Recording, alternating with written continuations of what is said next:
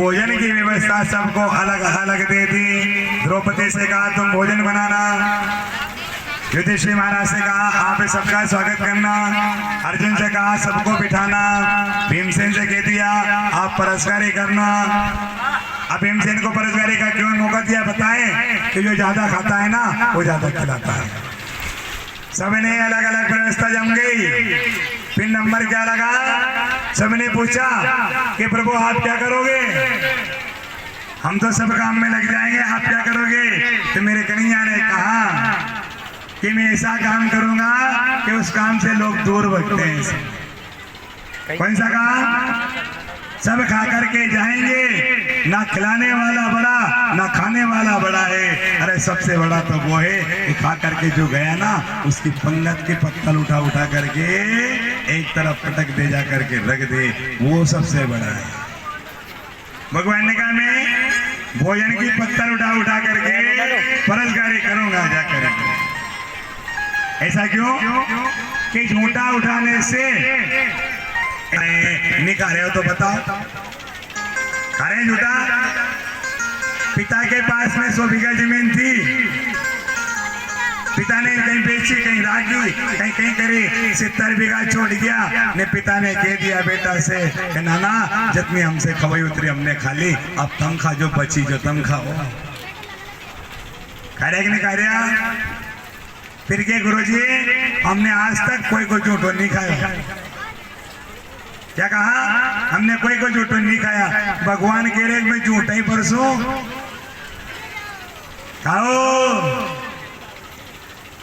1 बीघा के लिए 100 जो 1 बीघा में 100 बीघा बन जा, नहीं 100 बीघा में 1 बीघा बन जा। पूत कपोत तो क्यों धन सींचे, 100 बीघा भी बना दोगे नहीं तो बाद में बहुवर में कहेगी, बेटा नहीं कहेगा बाद में कि तुमने हमारे लिए करियो कहीं, ये मकान तो हमने बनाया हमने।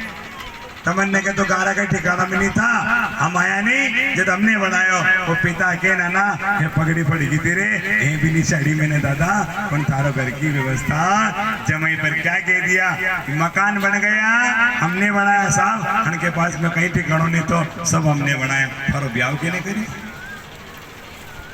आई समझ में?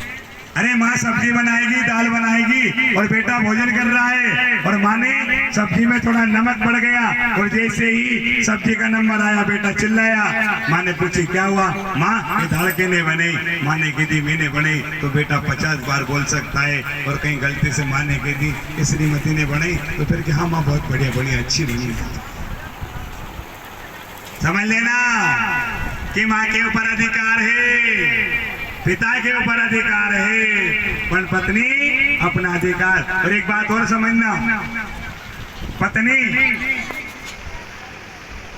बेटी का ब्याह किया, जमाई ने कभी नहीं कहा कि ये मेरी ससुराल है। वो क्या कहेगा? मेरे ससुराल है, मेरे ससुराल है। और इधर बेटी ने कह दिया कि माँ मैं जल्दी जाऊंगी, 1-2 दिन रुकूंगी, ज्यादा दिन नहीं रुकूंगी। माँ ने पूछी क्यों? माँ मैं जा रही हूँ। कहाँ जा रही हूँ? मैं मेरे घर जा रही हूँ। क्या नाम लिया बेटी ने? मैं मेरे घर जा रही हूँ। और बेटी का उसके घर में ही बेटी थी, शादी हो गई। बेटी ने कह दिया माँ मैं मेरे घर जा रही हूँ। और जब महीने कदी नहीं कि हमारा घर जा रही हूँ, मैं ससुराल जा रही हूँ। क्या कहा? मैं ससुराल जा रहा हूँ। और बेटी ने कह दिया माँ तुमसे बड़े नहीं, काम वो तो करे, मेरी सास बूढ़ी है, ससुर बूढ़े हैं, वो सब मेरा बड़ा ध्यान रखते हैं, मैं मेरे घर जा रही हूँ। माँ ने कह दिया कि बेटी ने इस घर को छोड़ करके अपना घर बना लिया जा करके, वही एक सच्ची बेटी है। जा करके ये घर छोड़ दिया और सास ससुरों का घर अपना घर बना लिया जा करके, ये ऐसे चलती रहेगी बाजी। माँ को ज्ञान देना चाहिए बेटी को, बेटा आज फोन लगाया, अब कोई घर की बात थी ससुराल की, अब तो कह दी, अब के कभी मेरे से मत बोलना। क्या हो रहा है, क्या कर रहे हैं, जो कुछ हो रहा है होने दे, वहीं रहने दे। ये ससुराल की बात मायके में नहीं पहुंचेगी, मायके की बात मायके में और ससुराल की बात ससुराल में रहेगी। उस घर को कोई नहीं तोड़ सकता है। जा करके विचार कर लेना। गोविंद भगवान की